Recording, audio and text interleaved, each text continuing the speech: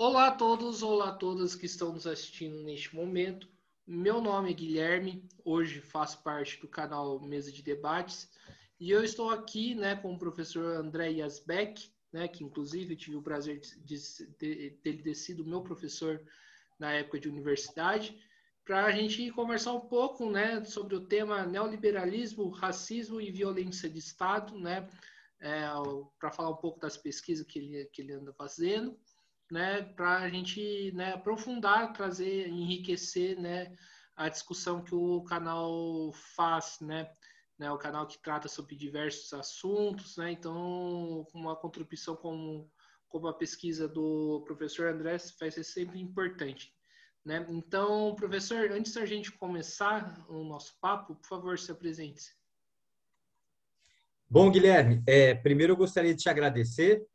Muito obrigado pelo convite, pela oportunidade de aparecer aqui no teu canal. Fico muito feliz e muito honrado com o convite. Obrigado, viu? Bom, meu nome é André Yazbek, eu sou atualmente professor do Departamento de Filosofia da Universidade Federal Fluminense. Mas comecei a minha carreira na PUC São Paulo. Eu tenho mestrado e doutorado em filosofia pela PUC São Paulo, e nessa ocasião é que eu fui seu professor, né, Guilherme? Na Uhum. PUC São Paulo, não é? Você fazia o curso de Ciências Sociais, né? Isso, exato. Eu me lembro bem. Então, além de tudo, é um prazer também te reencontrar, né? Além do Uhum. prazer de poder falar para o canal, é um prazer te reencontrar. Então é isso. Atualmente eu sou professor do Departamento de Filosofia da Universidade Federal Fluminense. Trabalho em especial com filosofia francesa, e tenho desenvolvido algumas pesquisas ao redor do neoliberalismo e da biopolítica, tendo por referência primordial Michel Foucault, que tem se tornado uma interlocução bastante importante para as leituras atuais acerca do neoliberalismo, mas também, neste caso específico, da relação entre neoliberalismo, biopolítica e violência de Estado, além do Michel Foucault, o Achille Mbembe, o Maurício Lazarato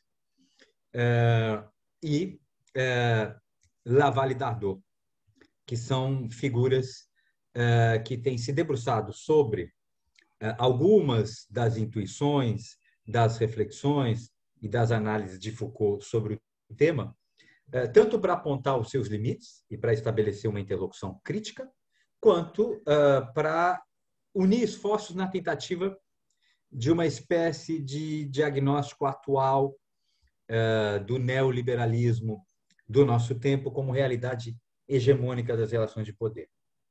Então é isso, essa é uma apresentação breve. Não sei se eu posso começar já digamos, encadear um pouco o que eu gostaria de apresentar para vocês, ou se você deseja ainda falar Pode alguma falar à coisa, vontade. Guilherme. Pode continuar. Então tá legal. Bom, o Guilherme me convidou gentilmente e eu propus esse tema para ele, acerca do neoliberalismo, do racismo e da violência de Estado, porque é uma tentativa. Esse tema, na verdade, ele é um tema que me permite apresentar alguns dos elementos que têm sido cruciais para a pesquisa que eu desenvolvo nesse momento. Do que é que se trata? Bom, em primeiro lugar, evidentemente eu não tenho nenhuma pretensão à originalidade. Trata-se antes de, digamos, organizar um pouco o debate atual sobre o tema do neoliberalismo a partir de um retorno a Foucault. Explico já o que é que isso se trata. Então, não se trata exatamente, não se trata tanto de uma originalidade na leitura do fenômeno do neoliberalismo, mas antes de uma tentativa de sistematizar certo conjunto de discussões que têm sido realizadas atualmente pelos autores que eu já citei, pela Wendy Brown, por exemplo, pela Judith Butler, enfim, um conjunto de autores que procuram realizar uma espécie de diagnóstico da atualidade, para usar uma expressão um pouco Foucaultiana, sobretudo acerca do neoliberalismo, mas a partir de uma perspectiva que concerne, sobretudo, as operações de violência material do Estado. que é que eu estou querendo dizer com isso? Me parece que há um conjunto de autores, estes que eu já citei, que se referem a Foucault, se referem ao modo como Foucault tratou o que seria a biopolítica. O que é a biopolítica para o Foucault? É a forma propriamente moderna de exercício do poder estatal. Se referem ao que o Foucault, as análises que o Foucault fez sobre o liberalismo e o neoliberalismo. Então, o argumento-chave do Foucault é a prática propriamente moderna de exercício estatal começa lá, onde o poder pretende gerir populações e não apenas ou primordialmente territórios. Então, onde é que o poder político estatal entra? Em que momento ele entra na era moderna? No momento, repito, em que não se trata mais apenas ou primordialmente da gestão territorial, mas sim da gestão de populações. Séculos XVIII, mas sobretudo XIX. A isto, o Foucault dá o nome de biopolítica. E no interior disto que o Foucault chama de biopolítica, ele afirma ainda uma outra coisa, que a lógica propriamente biopolítica é a lógica liberal. É uma evidência histórica que os modernos estados, historicamente situados, são estados liberais. A caracterização, a feição moderna do Estado é aquela de tipo liberal. E o Foucault, então, articula esta evidência histórica a respeito dos Estados modernos, que são de tipo liberal, com a tese segundo a qual trata-se de reger, de conduzir, de governar populações e não mais apenas territórios. Então, biopolítica de um lado, governo das populações, prática propriamente moderna das relações de poder e, como racionalidade política, o liberalismo e, mais adiante, o neoliberalismo, diz o Foucault.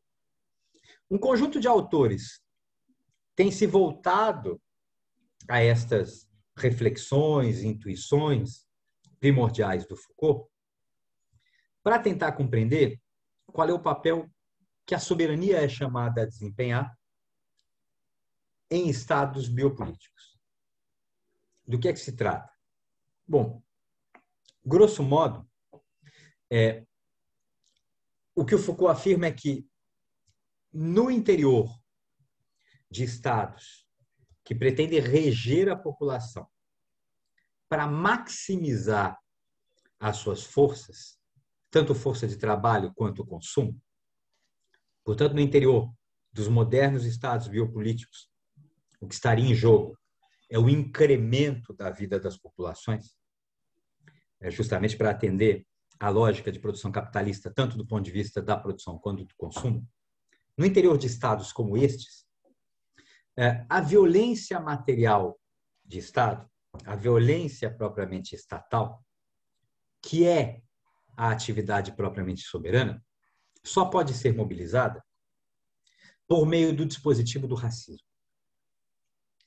Então, estados cuja feição são aquela propriamente moderna, de incremento da vida das populações, mobilizam a violência estatal soberana, aquela que requer a morte, ou a exposição à morte, ou a morte direta, as funções assassinas do Estado, elas são requeridas por meio do racismo. O que é que o Foucault está querendo dizer aqui? O poder típico de soberania é aquele sobre a vida e a morte do cidadão, mas ele se exerce, sobretudo, como função de morte.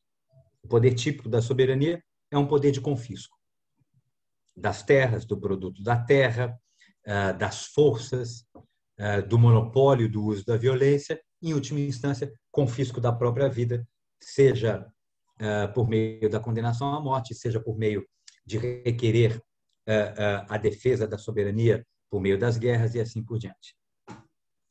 Este poder de confisco da vida as estruturas propriamente assassinas do Estado, em um ambiente no qual os cálculos do poder político são aqueles de majoramento da vida das populações, neste ambiente, a violência de Estado necessita do dispositivo do racismo.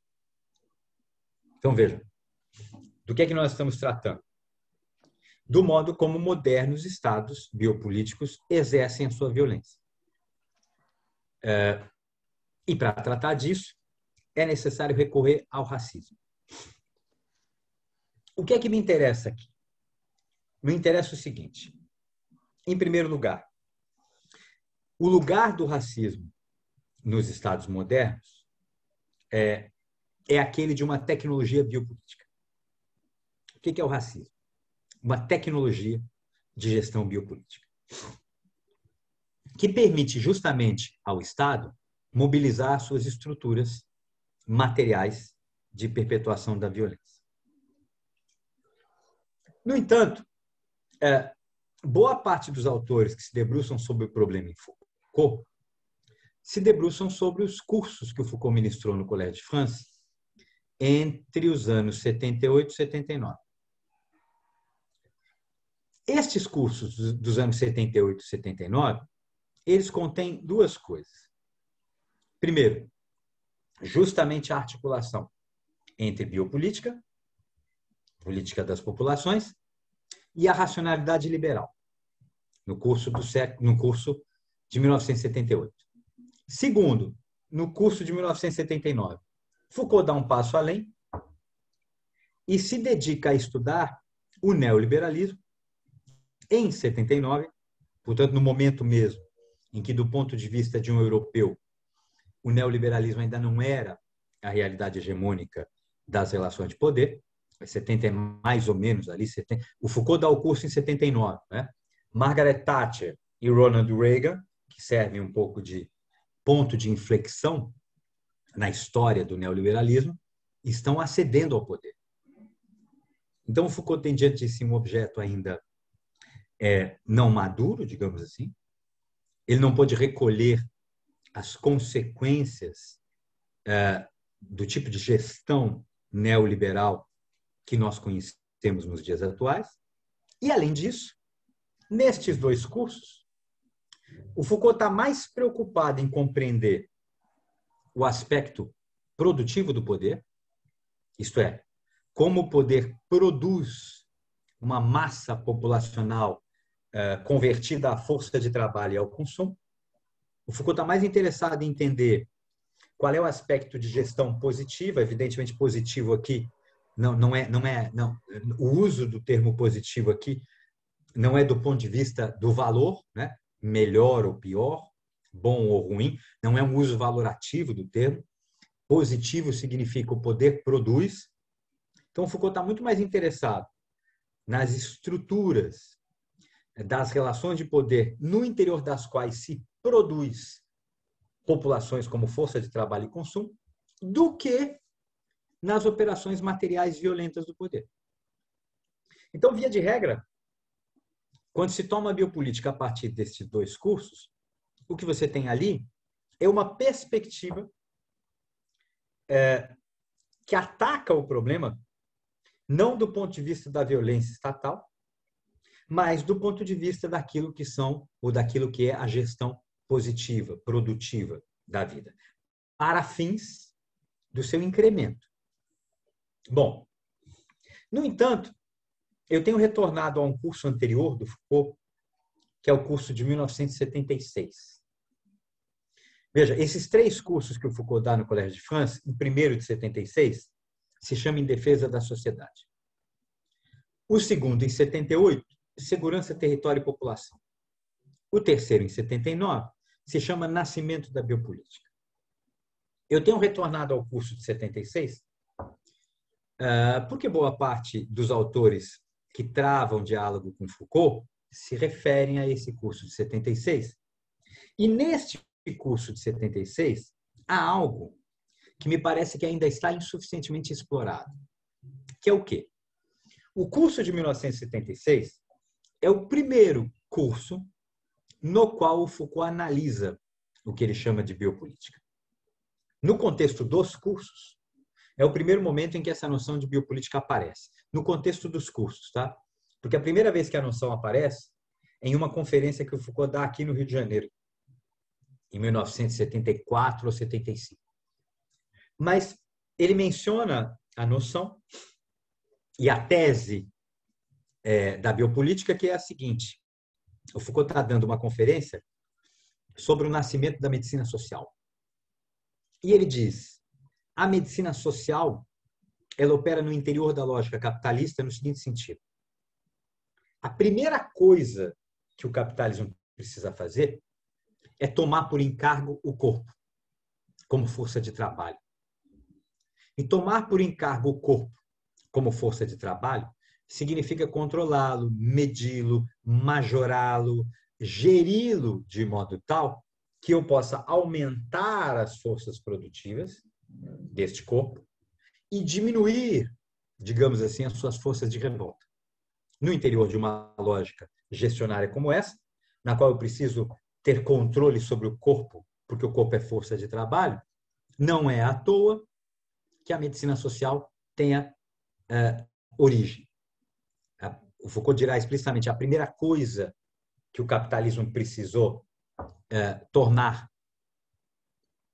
a primeira coisa sobre a qual o capitalismo precisa gerir como bem comum aí entre aspas, né? Bem comum no interior da lógica de acumulação ilimitada do capital, mas como bem estatal, são as forças produtivas do corpo. Isso aparece lá em 74. Foucault não desenvolve a coisa. Em 76, no curso Em Defesa da Sociedade, e no primeiro volume da História da Sexualidade, que se chama Vontade de Saber, a biopolítica, aí sim, é objeto de uma reflexão mais demorada. Mas no curso de 76, e isso é interessante, o Foucault chega ao tema da biopolítica fazendo uso do paradigma da guerra como grade de inteligibilidade das relações de poder. Então, o que faz o Foucault? Ele mobiliza a guerra e se pergunta se a guerra não pode servir de grade de compreensão de inteligibilidade das relações de poder em geral. Então, veja, se nos cursos de 78 e 79, Foucault está mais preocupado com o lado produtivo do poder e não tanto com as suas operações materiais violentas, no curso de 76, é toda uma dimensão da guerra, é toda uma dimensão do paradigma de guerra que aparece como operador a partir da qual, ou a partir do qual, o Foucault chega à sua hipótese do biopoder, da biopolítica. O que é que eu estou querendo dizer com isso? A primeira coisa que eu estou querendo dizer com isso é que o modo como Foucault analisa a biopolítica, apesar de ter privilegiado o aspecto de gestão das populações para majorar as suas forças produtivas, nem por isso deixa de lado as operações materiais violentas do Estado. E a mostra disso é que o primeiro curso no interior do qual a biopolítica merece uma reflexão mais demorada é este de 76, e o que está em jogo é justamente a guerra como conceito, noção operatória que me permite compreender as relações de poder. Portanto, as intuições pioneiras de Foucault sobre a biopolítica não implicam denegar as operações materiais violentas desse modo de gestão social que é a biopolítica e o neoliberalismo. Ao contrário, ainda que Foucault não jogue luzes sobre isso no desenvolvimento da sua obra posteriormente, é a partir do paradigma da guerra, a guerra como realidade intestina ao corpo político, como realidade imanente ao corpo político, é a partir daí que o Foucault chega a essa descoberta, entre aspas, da política das populações.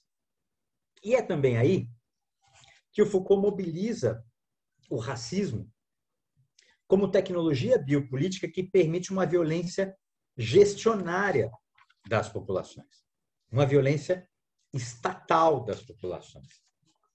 Ora, portanto, em primeiro lugar, eu tenho tentado recuperar o paradigma da guerra em Foucault, tenho tentado fazê-lo em diálogo, sobretudo com Achille Mbembe, porque me parece que este paradigma da guerra, como dispositivo operatório das relações da violência estatal na modernidade, me parece que esse paradigma da guerra, corretamente, adequadamente mobilizado, nos permite compreender, digamos, a evolução atual, o desenvolvimento atual, os desdobramentos atuais do neoliberalismo. No seguinte sentido: se é verdade que a biopolítica, que é, repito, uma lógica de gestão social, no interior do qual está em jogo o incremento da vida das populações. Se é verdade que a biopolítica é o que caracteriza a política estatal moderna, também é verdade que quem gere a vida, ou o Estado que tem a pretensão de gerir a vida, deve, por isso mesmo, gerir a morte. Então, em primeiro lugar, a biopolítica inclui a violência estatal.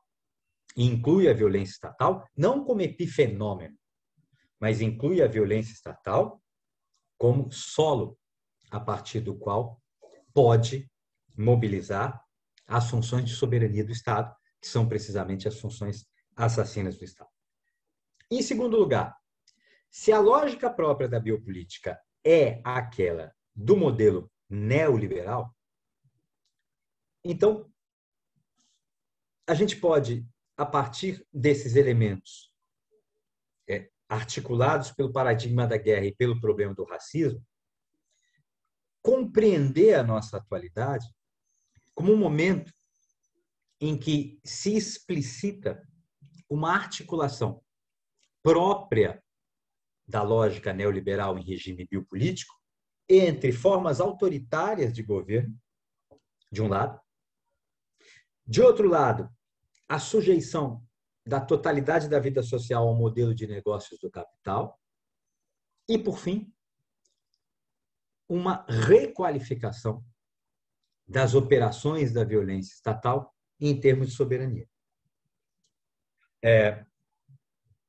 Portanto, do que é que se trata aqui? Bom, primeiro, de se compreender que tipo de incremento da violência estatal, ou face a qual tipo de incremento da violência estatal nós estamos.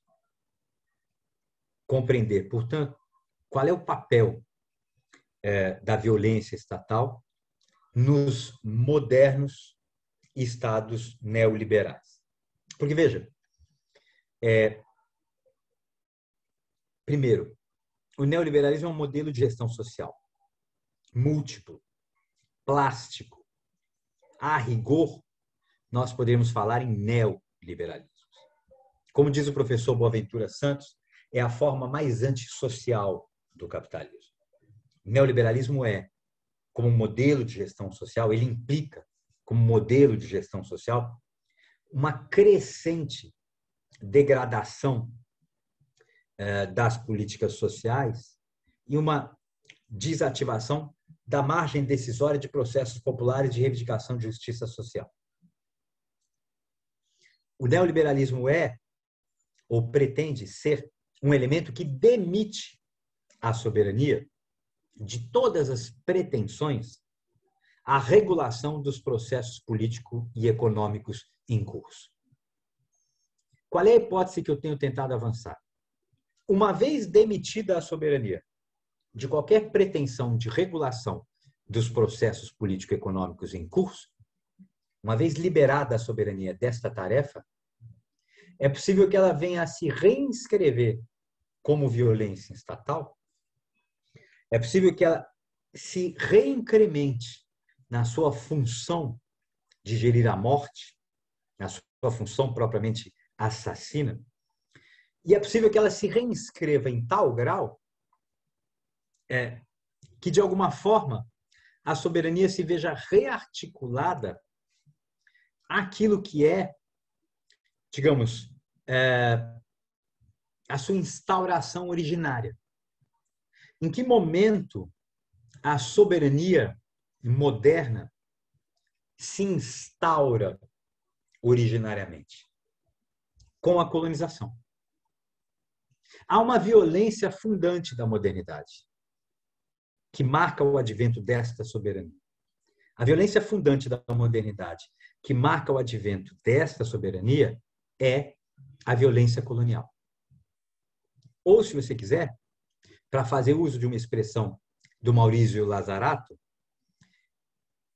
o capitalismo, no seu processo de acumulação primitiva, algo que o Marx já notava, né, ele se instaura a partir de uma violência fundante. Essa violência fundante, por sua vez, para usar o termo do Maurício Lazzarato, implica dois tipos de desterritorialização. Uma desterritorialização do capital, sob a forma da moeda, da dívida pública, do financiamento, da empresa colonial, e uma desterritorialização da soberania. As guerras, a invasão de tipo colonial, a violência de tipo colonial. Então, o que é que me parece?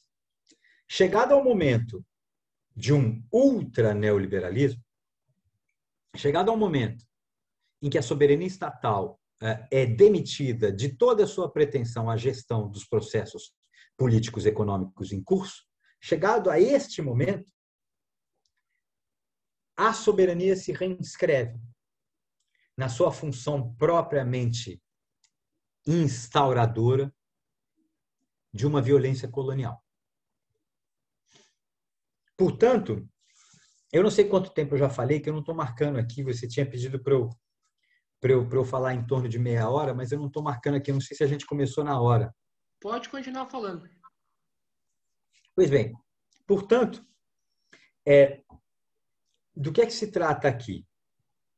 Ou do que é que se poderia tratar aqui?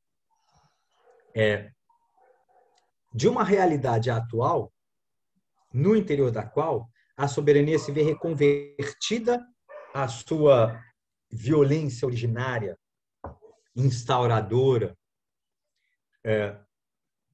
e se vê reconvertida em processos de violência estatal, no interior do qual o racismo tende a se recrudescer. E veja, por racismo aqui, compreendam a formação politicamente orientada de conjunto de populações de indesejáveis cujas vidas serão expostas à morte, quando não vítimas do assassinato direto do Estado. Então, o tema da raça, do racismo, como tecnologia biopolítica que permite a mobilização das funções assassinas do Estado, é algo que é inerente aos modernos Estados liberais. Mas em regime neoliberal, ultra-neoliberal, se você quiser, esta função assassina do Estado se vê requalificada pela via de uma reinscrição do racismo de Estado que desencadeia processos materiais violentos contra o próprio corpo político. Ou seja, na formação mesma dos modernos Estados liberais, para a formação mesma dos modernos Estados liberais, o racismo do Estado, o racismo de Estado, é fundamental, porque faz parte da lógica de gestão da vida, a gestão também da morte. Daí que o inimigo modernamente, não seja tanto o estrangeiro ou o invasor, mas o inimigo social, quer dizer, o elemento politicamente perigoso e etnicamente impuro, cuja mera existência ameaça a ordem social. Mas se este elemento já é um elemento que constitui a formação dos modernos Estados liberais, eu me pergunto se aos dias atuais, sob o paradigma da guerra e a partir da mobilização do dispositivo do racismo, não está havendo um reincremento dessa função assassina do Estado, de modo tal que se readeque, ou se veja readequada a noção de periculosidade social, que é justamente uma noção que assinala a passagem digamos, do virtual ao efetivo no sistema de ameaças ao corpo político. Então, se já faz parte inerente dos modernos estados biopolíticos liberais o elemento racista que permite a localização do inimigo social no interior mesmo do corpo político, que permite, portanto, localizar o colonizado ou o nativo, o criminoso, o degenerado, o perverso, como os novos inimigos, numa espécie de guerra que se desenvolve, que se desenrola sob a ordem e sob a paz. Se isto é assim, já na formação dos modernos estados liberais, eu tenho tentado refletir sobre que tipo de requalificação, reatualização da função assassina da soberania de Estado, que tipo de reatualização da função assassina da soberania do Estado estaria em curso num momento de radicalização tal do liberalismo que, repito, a soberania é demitida de toda e qualquer pretensão à regulação dos processos políticos e econômicos em curso. Vejam, por este caminho,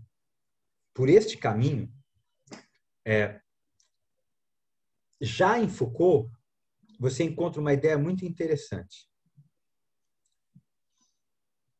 Quando Foucault mobiliza o paradigma da guerra, do racismo de Estado, como elementos fundamentais da formação dos modernos Estados liberais, e elementos, repito, que permitem a mobilização da violência estatal, quando Foucault mobiliza estes dois elementos, lá no curso de 76, em Defesa da Sociedade, ele utiliza esses elementos para fazer uma passagem histórica dos regimes liberais clássicos aos estados totalitários em termos de continuidade, transferência de tecnologia. Ou seja, estatiza-se as divisões médico-legais autorizadas pela norma da raça, constituída em saber, e ao se estatizar as divisões médico-legais formando um racismo de Estado, já está em jogo aqui uma lógica de guerra no sentido histórico-biológico. É a reimplementação deste nazismo do Estado a partir do nazismo e com tudo que o nazismo traz consigo em termos de mistificação, lenda das raças em guerra e etc., junto com uma gestão de polícia que assegura a higiene de uma sociedade ordenada, é a junção desses elementos que estariam na base dos governos totalitários. Então, já fazendo a mobilização do paradigma da guerra e do racismo do Estado, o Foucault se encontra em condições de dizer que há uma transferência de tecnologia entre os modernos estados liberais e os governos totalitários, de tal modo que aqui a gente estaria em face de algo como uma repotencialização de uma violência biopolítica já inscrita nas formas da soberania liberal. e que exigem frequentemente a mobilização do racismo. Portanto, já sob essa perspectiva, apesar do Foucault também reconhecer a excepcionalidade dos governos totalitários, na medida em que eles combinam as funções assassinas do Estado com funções disciplinares e com funções biopolíticas em grau inaudito, apesar de reconhecer essa singularidade dos governos totalitários, o Foucault não deixa de apontar uma continuidade. As tecnologias das quais os governos totalitários fazem parte, que se articulam ao redor de um racismo de Estado, já estavam presentes nos modernos Estados liberais. Se a gente prolonga isso um pouco mais, a gente poderia também localizar nesse paradigma da guerra como operador da biopolítica o tema da colonialidade, que é um tema que o Foucault localiza muito brevemente, também em 76, mas não desenvolve. Digamos que o tema da colonialidade, a gente poderia dizer que ele é o grande ausente, do modo como Foucault, sobretudo em 76, trata do problema da biopolítica. Ele não está totalmente ausente, repito, porque Foucault fala uma ou outra palavra a respeito da colonialidade, mas não se detém nela. Se o racismo é uma tecnologia biopolítica propriamente estatal,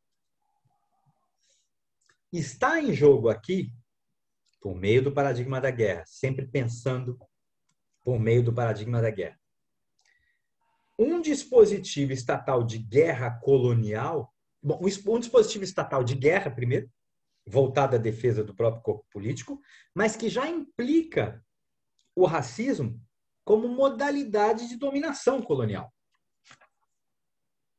E veja, daí que o próprio Foucault vem a afirmar que o racismo se desenvolve primeiramente, este racismo como dispositivo de tecnologia de governo, se desenvolve primeiramente com a colonização, com o genocídio colonizador, assegurando a função de morte da soberania lá onde o direito de morte é requerido contra o próprio corpo político.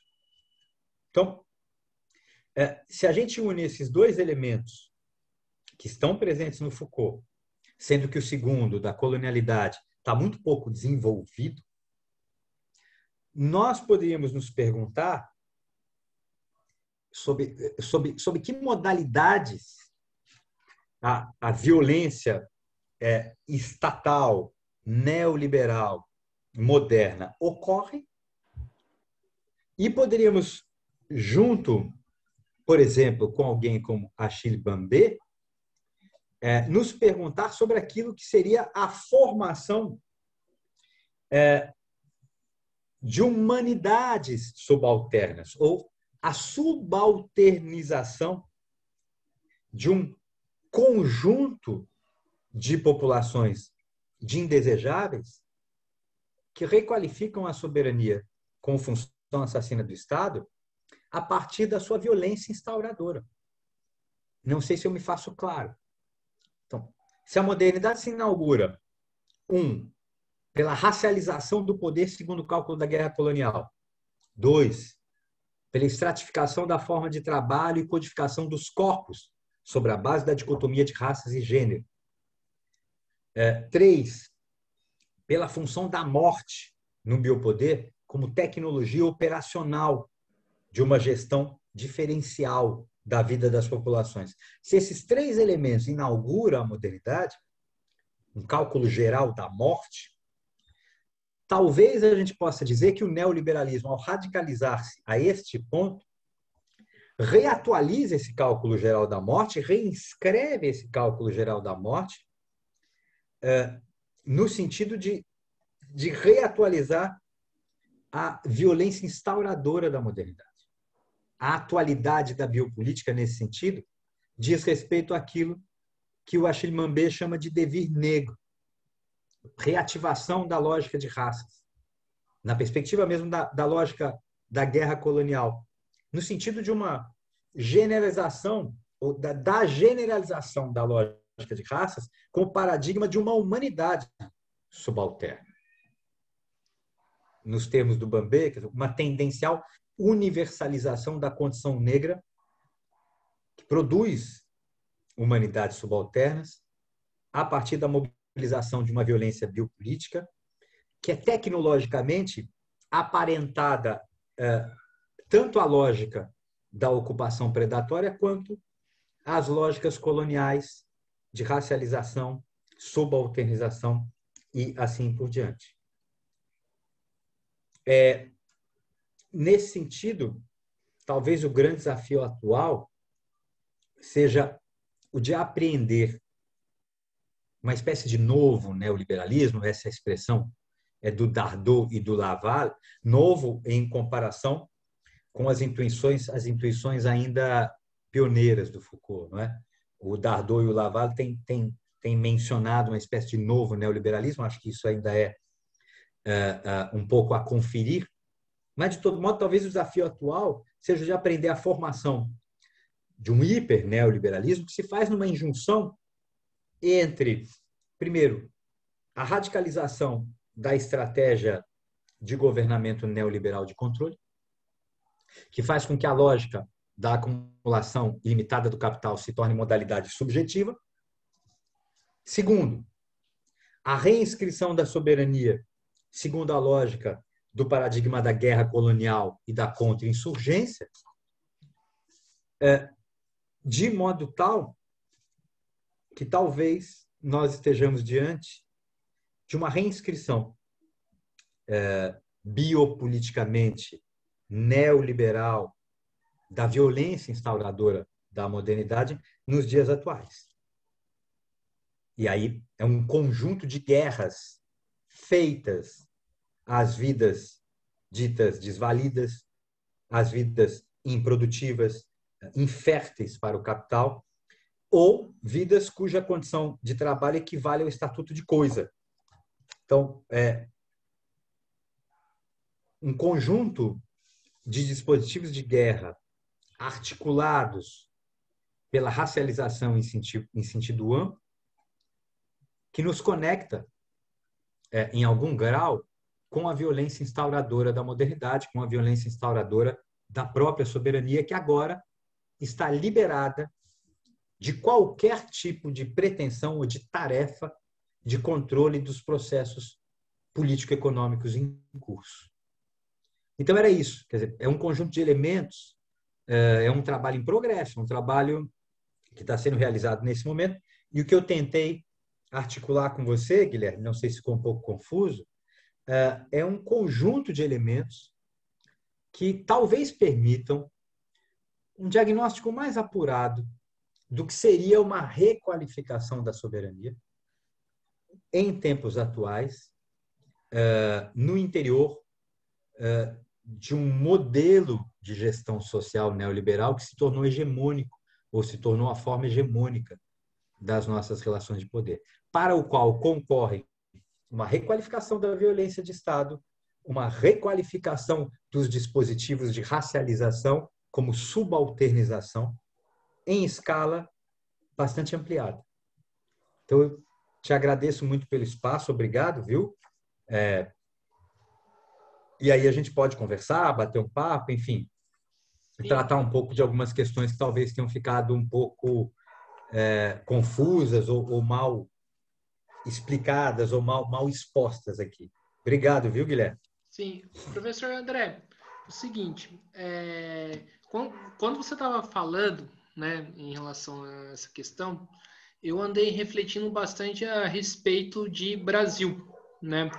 O Brasil, né, a gente sabe que tem um histórico, né, a questão do racismo é algo histórico na sociedade brasileira, né? Eu acho que teóricos como Florestan Fernandes conseguem tratar dessa realidade muito bem, né? Em poucas palavras, assim, o que muda, né, por exemplo, desse racismo tratado na modernidade e do racismo na época, né, da escravidão, né? Existe alguma diferença nesse momento ou e para o atual momento?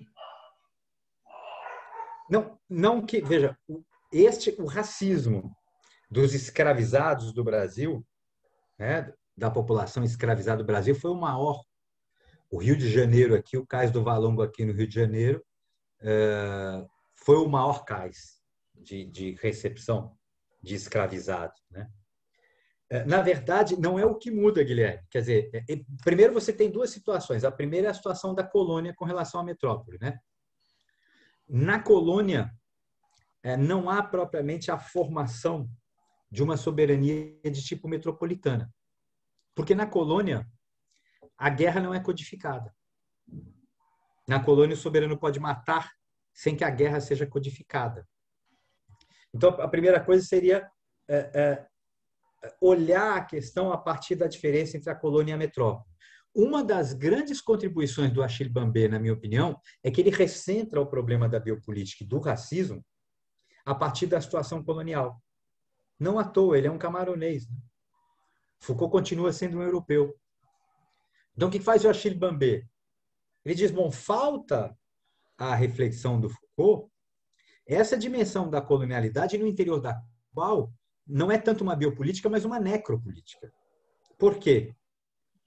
Porque não há codificação da guerra e a colônia é um espaço no qual a paz civil e a guerra civil não conhecem distinções nítidas. O modelo da plantation colonial é aquele no interior da qual não há distinção entre guerra e paz civil, no interior mesmo do corpo político. O que é o racismo nesse sentido? O racismo colonial é aquele que funda a modernidade dos estados, ou funda os estados políticos, funda os estados biopolíticos liberais modernos. É este racismo da colônia, é esse dispositivo de tecnologia de relação de poder do racismo implantado na colônia que instaura a modernidade do ponto de vista estatal, do ponto de vista das relações de poder e assim por diante. Isso dito, a questão é este dispositivo de racismo, que é fundamental para os regimes biopolíticos neoliberais, ele continua a operar e opera em regime de pretenso respeito aos direitos humanos e garantias individuais. Então, do que se trata aqui? Se trata, entre outras coisas, de denunciar a falácia liberal, segundo a qual a instauração do Estado pacifica as relações. O Estado não é o lugar de pacificação das relações sociais. O Estado é a transposição das relações de guerra para as instituições políticas, jurídicas e etc. Então, o que é que você tem aqui? Uma vez que o dispositivo de racismo é inerente às modernas democracias liberais, ele opera mesmo na metrópole e ele continua a operar em regime jurídico de respeito às garantias e direitos fundamentais. No caso de países que têm experiência colonial como o Brasil, essa violência se explicita no seu grau máximo. Há uma, digamos, a gente poderia falar em uma violência colonial que se reinscreve continuamente, por exemplo, na realidade brasileira. O que eu estou chamando de violência colonial? A reinscrição da violência estatal em uma chave tal que, para porções significativas da população, a guerra não é codificada e os limites entre paz civil e guerra civil não são claramente estabelecidos. Por exemplo, as comunidades do Rio de Janeiro, para pegar o exemplo que o Brasil inteiro conhece, né? O fato de que, para determinadas porções da população, o aparato de violência estatal pode se dar sem que se veja muito bem onde está a distinção entre paz e guerra civil, o fato de que, para porções significativas das populações do Rio de Janeiro, a violência seja a forma usual e cotidiana de governamento, isso nos diz muito a respeito do passado colonial, mas que é, ao mesmo tempo, esse passado colonial, o momento instaurador dos modernos estados liberais. Não sei se eu me faço claro. Então, veja, a questão não é exatamente o que muda. É lógico que muda. Quer dizer, uma coisa é você ter... muda. Quer dizer, é lógico que institucionalmente, legalmente, nós estamos em ambiência, em tese, de respeito às garantias e aos direitos individuais. No entanto, o dispositivo racista opera perfeitamente nessas ambiências e cumpre o papel de mobilizar as estruturas assassinas do Estado em um grau de máxima violência, violência propriamente colonial em países de tradição colonial, e em um grau metropolitano no centro do capital. Não sei se eu me faço claro. Sim. Outro elemento que eu quero aqui conversar com você e hoje, né? Hoje nós estamos vendo, né, a gente desde 2018, né, a ascensão de governos chamados de extrema direita, né? E é uma extrema direita que é justamente um racista, né? Além de outras, né, digamos assim, outros defeitos, não sei se é o termo correto para se dizer, que a gente pode classificar como homofóbico e tudo mais. Você falou uma coisa muito interessante nessa questão da garantia dos direitos humanos, né? Dessa lógica dos direitos humanos, na lógica liberal. A primeira pergunta que eu faço é, hoje, né, com a ascensão desses governos, Brasil, né, na época do Trump, que hoje foi derrotado pelo Biden, né? A gente pode citar também de Israel. Essa primeira coisa, essa lógica dos direitos humanos está sendo quebrada, né? E como que toda essa sua análise explicaria, né, os governos de hoje, os governos de extrema direita? É uma boa pergunta. Algumas autoras, como a Andy Brown, por exemplo, mas ela não é a única, apontam, Boaventura Santos também aponta isso, apontam para o seguinte fenômeno. A feição atual do neoliberalismo parece ser incompatível mesmo com o conjunto de direitos consagrados pelas modernas democracias liberais. E nessa resposta que eu dou a você, entra um pouco do elemento que eu estou procurando. Quer dizer, talvez a requalificação da soberania seja de tal monta, requalificação no sentido de liberá-la da soberania, dos processos de controle e gestão de soberania popular. Talvez a degradação, a retração da esfera pública de reivindicação popular, de justiça social, seja de tal monta que o neoliberalismo venha a demitir a própria democracia liberal das suas funções. Ou seja, há um esvaziamento tal, mesmo dos mínimos direitos consagrados pelo liberalismo, há um esvaziamento tal que a Andy Brown, por exemplo, se refere a esse processo como desdemocratização das democracias liberais. A feição atual do neoliberalismo parece ser incompatível com as próprias democracias liberais. Então, o que é que você tem aí? O neoliberalismo elevado à sua enésima potência. O que é que significa isso? Políticas econômicas predatórias, que se conjuga com uma espécie de pós-democracia autoritária, policialesca, gerenciada por técnicas de mercado. É o que permite a alguém como Paulo Guedes, por exemplo, dizer que as pessoas quererem viver até 100 anos é um problema para as finanças do Estado. Quer dizer, então, ou seja, é um tal grau de avanço do neoliberalismo, isto é, de retração da esfera pública, de retração dos processos decisórios de soberania popular, que parece estar levando o modelo neoliberal à incompatibilidade com a democracia liberal. E neste caldo, você tem uma hegemonia neofascista de extrema-direita, que retoma uma lógica de guerra contra a autonomia das mulheres, a emancipação sexual e repõe na ordem do dia uma espécie de reversibilidade entre guerra e economia, no interior do qual a economia persegue fins de guerra, mas por outros meios. Bloqueio de crédito, embargo, desvalorização da moeda, austeridade fiscal, enfim, talvez esteja em curso uma incompatibilidade do neoliberalismo com as próprias democracias liberais. Sim, entendi. E outra questão que eu levanto ainda nesse tema, né? Hoje a gente vê, né,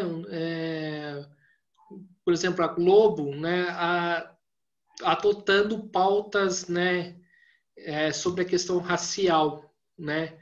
Como que a gente explicaria isso? A gente explicaria, né, tipo, para dar essa aparência de direitos humanos, que a Globo faz isso, né, que tenta cooptar essas demandas populares, né, contra essa luta contra o racismo. Como que a gente explicaria nessa questão?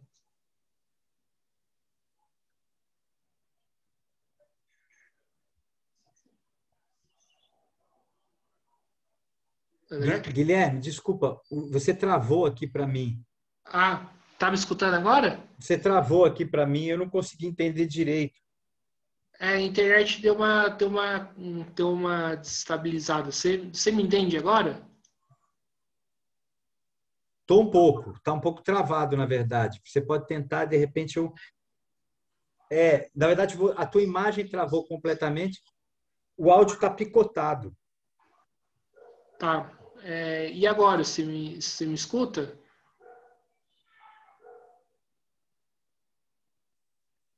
Alô, alô, André? Vai refazendo a pergunta. Oi, oi. Você me escuta agora? Vai refazendo a pergunta e eu vejo se vai cortar ou não, tá bom?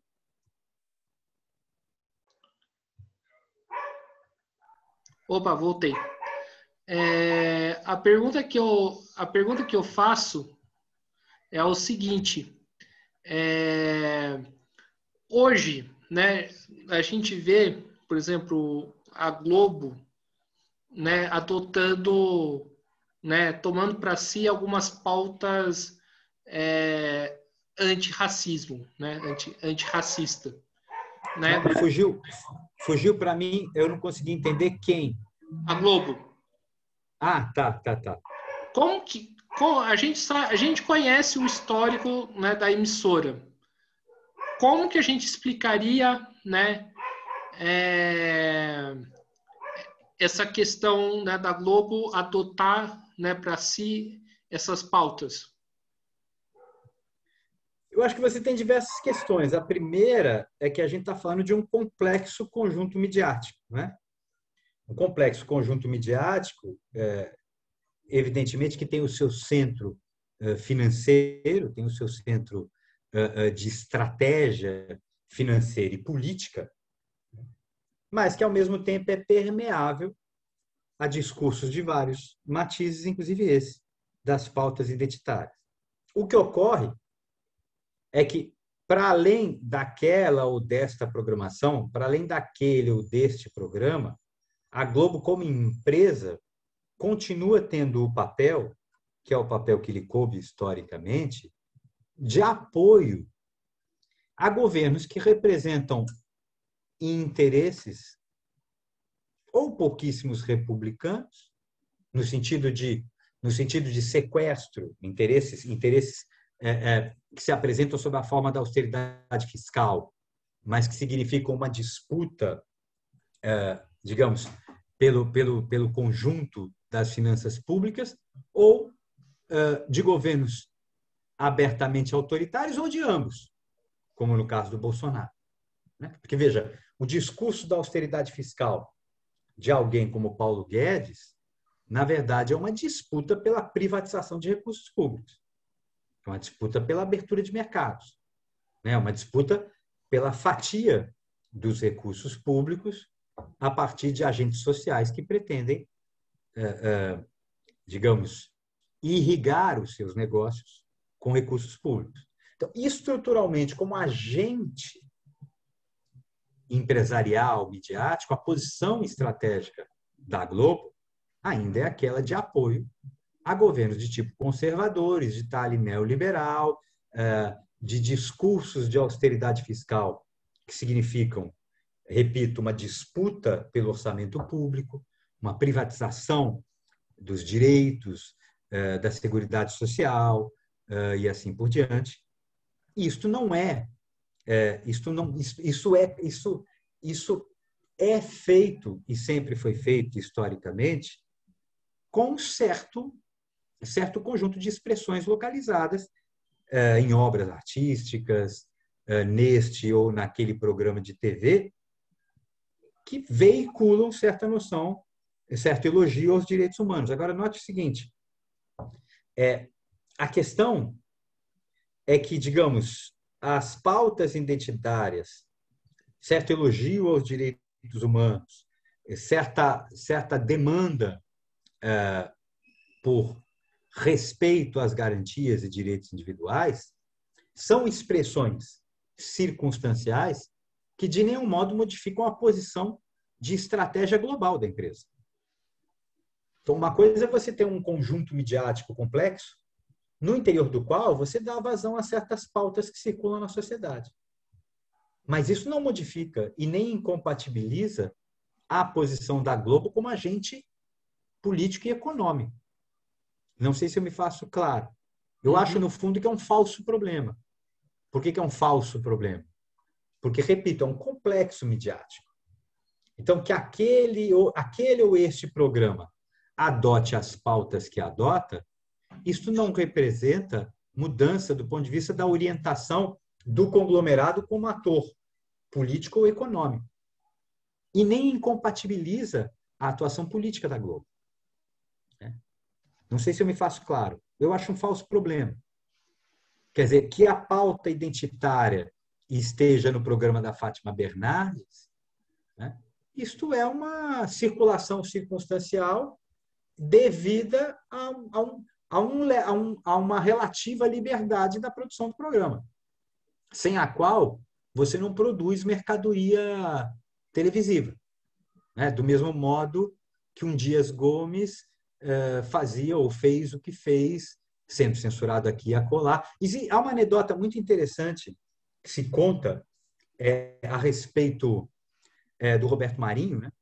E ele sabia que ele tinha um conjunto de roteiristas, um conjunto de escritores de novela, um conjunto artístico ligado a pautas de esquerda. E parece que, a certa feita, a ditadura ameaçou alguns desses roteiristas, alguns desses profissionais, e o Roberto Marinho disse: olha, você pode perseguir os esquerdistas que você quiser, mas não os meus. Porque dos meus esquerdistas eu controlo. Não sei se eu me faço claro. Quer dizer, é lógico que quando você tem um produto cultural, ele vocaliza certas demandas a partir de uma certa liberdade de criação e produção do programa, né? Mas isso em nenhum grau incompatibiliza, inviabiliza ou modifica a posição da Globo como ator, do ponto de vista de conglomerado, com interesses econômicos e sociais, como ator político e social. Então, não há nenhum problema. Isso é perfeitamente, isso é um fenômeno que é próprio da natureza de um conjunto complexo, um conjunto midiático complexo como esse. Agora, é lógico, por outro lado, digamos, aqueles que são os programas que mais veiculam interesses político-econômicos da organização, nestes programas, na hora que se trata de debater o que realmente está em jogo, o elogio é feito às pautas neoliberais. O elogio é feito ao Estado mínimo. O elogio é feito a um conjunto de políticas que são de tipo liberais ou neoliberais e que implicam, em última instância, repito, a disputa pelo orçamento público. Então, você não verá em programas que vocalizam quase o que seria o editorial das organizações Globo, um jornal nacional, por exemplo, você não verá uma crítica séria, aprofundada a medidas de austeridade fiscal. Você não verá um debate amplo, aprofundado a respeito da privatização da Seguridade Social. Nesses programas que veiculam interesses importantes e pautas importantes que interessam as organizações, a coisa é muito mais controlada. Há um ponto tal que, por exemplo, a Globo, ao longo de toda a eleição na qual o Bolsonaro venceu, né, sempre procurou apresentar o Lula como o outro lado da moeda. Então, são dois radicais, tá certo? Quer dizer, você pega, digamos, aquilo que é o feitio editorial de um jornal nacional, algo que o valha, né, que são programas no qual o controle sobre os interesses da organização é maior, nos quais veicula-se uma informação com maior potencial para os interesses do ator político-econômico Globo. Nesses programas, na eleição da qual, infelizmente, o Bolsonaro saiu vencedor, quer dizer, era Lula ligado, Haddad ligado a Lula, aí, tudo bem, não tem problema, estão ligados mesmo, evidentemente, mas em um tipo de discurso que são dois radicais, são dois lados da mesma moeda. Quer dizer, o discurso oficial dos jornais sérios, institucionalizados da Globo são dois lados da mesma moeda. E não são, claramente não são. O Bolsonaro está num espectro que não é o democrático.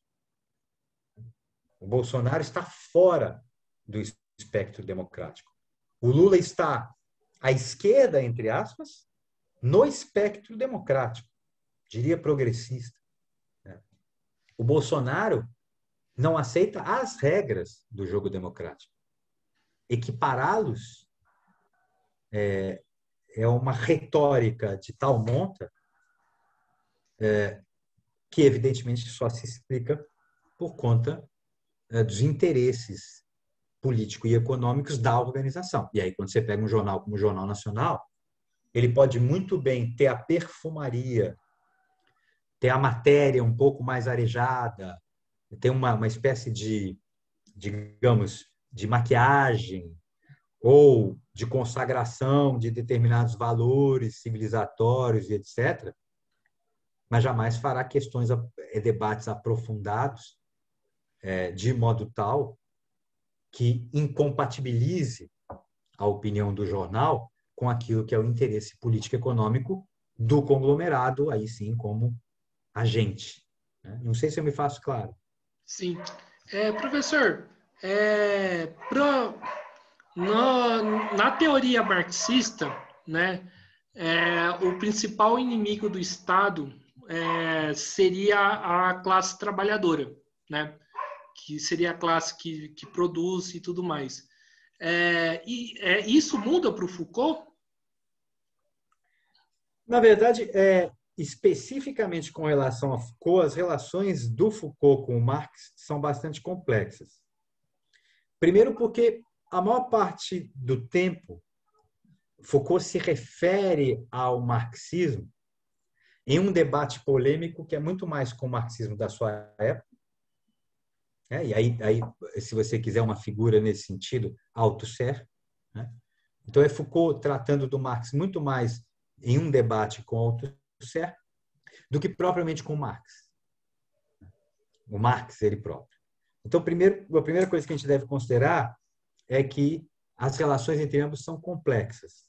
E muitas vezes é preciso, sobretudo nos cursos que o Foucault dá, é preciso ler um pouco nas entrelinhas para entender se é a crítica ao Marx ou aos marxistas, e sobretudo aos marxistas da França, da sua época, enfim, da militância política que ele conheceu. E aí a figura do Althusser é muito importante.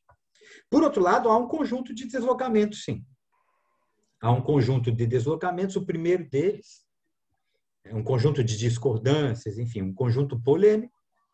O primeiro deles é que o Foucault evita, a todo momento, ele evita fazer do Estado o sujeito das relações de poder. Então, do ponto de vista do Foucault, o Estado não é aquele que detém o poder, nem é o sujeito das relações de poder. Esse é um primeiro ponto que os afasta. Por outro lado, quando você vai a uma obra como Vigiar e Punir, em que o Foucault descreve o que ele chama de poder disciplinar, é muito interessante, porque isto que ele chama de poder disciplinar é a formação do proletariado fabril. Você vê o Foucault descrever o que é o poder disciplinar, quer dizer, você está vendo o proletariado fabril, quer dizer, aquilo que é, digamos, a alienação do trabalho por meio de um modelo taylorista, fordista de produção e assim por diante. Agora, é isso, quer dizer, é uma relação tensa, polêmica, e no interior da qual, quer dizer, para eu te responder isso com bastante vagar, eu teria que fazer todo um desvio. Mas eu digamos assim, acho que é uma chave que pode ser importante, sem que eu tenha que detalhar essas relações, porque aí seria mais meia hora aqui, mas eu acho que tem uma chave interessante, algumas chaves interessantes para a gente compreender as relações entre Foucault e Marx. Ou melhor, uma chave interessante. Foucault opera as suas relações, a sua análise das relações de poder, tendo por pressuposto que a vigência prática da categoria de revolução se esgotou. Então, todas as análises que o Foucault faz de relações de poder pressupõem um esgotamento prático da categoria mesma de revolução. Isso distancia Foucault muito de Marx e da perspectiva marxista. Acho que essa pode ser uma chave de entendimento, um elemento primeiro para que se possa pensar essas relações. E, repito, o fato de que Foucault evita fazer do Estado o sujeito da política, evita o que ele chama de universais, né? Então, ele evita a procura de um sujeito da história, de um sujeito da insurgência, de uma classe que seria uma classe historicamente destinada à emancipação. Foucault desconfia, por operar numa ambiência de esgotamento da categoria prática de revolução, ele desconfia das promessas emancipatórias da reflexão política do século XVIII e XIX. Agora, evidentemente, há muito também de crítica ao marxismo vulgarizado, né? Aí a gente teria que tentar separar o joio do trigo, algo que não é possível em uma breve conversa, mas há muita crítica que Foucault dirige ao que ele chama de marxismo, e que é claramente o marxismo vulgarizado, né? O Marx mal lido, o Marx mal comentado, distorcido o próprio Althusser, né? Quer dizer, há uma eu não vou eu aqui julgar quão boa ou ruim é a interpretação que o Althusser faz do Marx. Mas, de todo modo, muitas vezes o Foucault faz críticas ao marxismo quando, na verdade, ele está pensando na vulgarização do marxismo do Althusser. Não no Althusser também, mas na vulgarização do marxismo do Althusser. Não tanto o Althusser, mas, digamos, uma espécie de militância althusseriana, né? Então, na verdade, o ideal seria que a gente parasse para separar o joio do trigo. De todo modo, eu acho que essas duas indicações podem te servir, né? Foucault evita o que ele chama de universais históricos, então, um sujeito da história, uma classe destinada à luta e à emancipação do trabalho, enfim, o Estado como sujeito das relações de poder ou como detentor do poder em detrimento daqueles que não o possuem. E o Foucault opera com o pressuposto de um esgotamento da vigência prática da categoria de revolução. Sim, e professor, então para a gente fechar a nossa conversa, o papo está muito bom, muito interessante. E que resposta, então, né, que o Foucault daria para essas contradições, para esses problemas, para tal biopolítica, né, qual a resposta que teria que ser dada? Essa é uma pergunta muito interessante também. O Foucault tem um debate longo não, mas tem um debate intenso a respeito de qual deve ser o papel do intelectual. E nesse debate, o Foucault está polemizando com o Sartre. O Sartre, você sabe disso, Guilherme, é a grande figura intelectual da França do imediato pós-guerra, né? No imediato pós-guerra, o Sartre e tudo que ele representa se apresenta na cena cultural, filosófica, política como uma espécie de intelectual universal, né? O próprio Sartre escreve a respeito e o Sartre tem um modelo de intelectual, digamos assim, segundo o qual o intelectual é aquele que está em condições ele usa o termo de uma maneira hegeliana, né? Mas o intelectual é aquele que absorve as contradições da sua época e está em condição de expressá-las.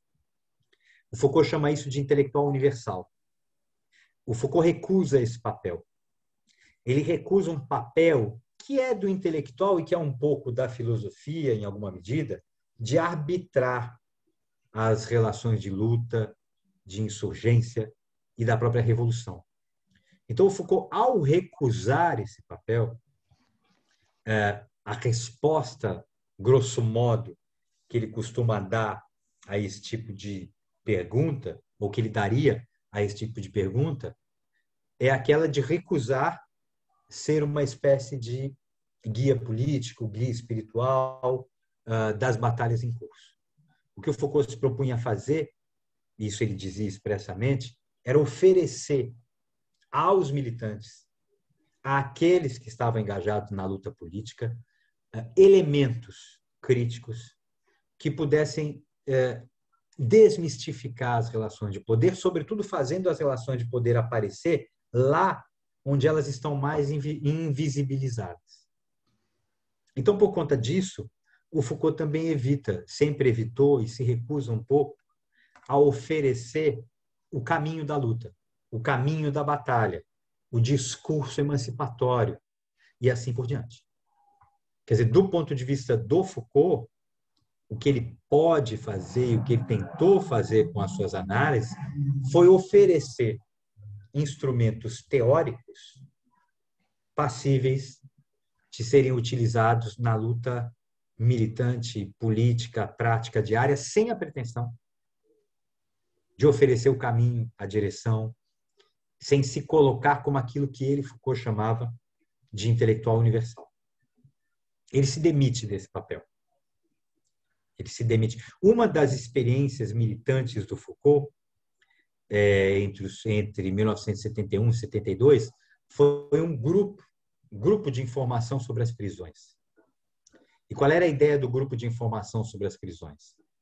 Era dar aos presos a possibilidade de se expressarem politicamente, sem ter a pretensão de unificar as lutas a partir de uma reflexão teórica ou, digamos, de um aparato teórico específico.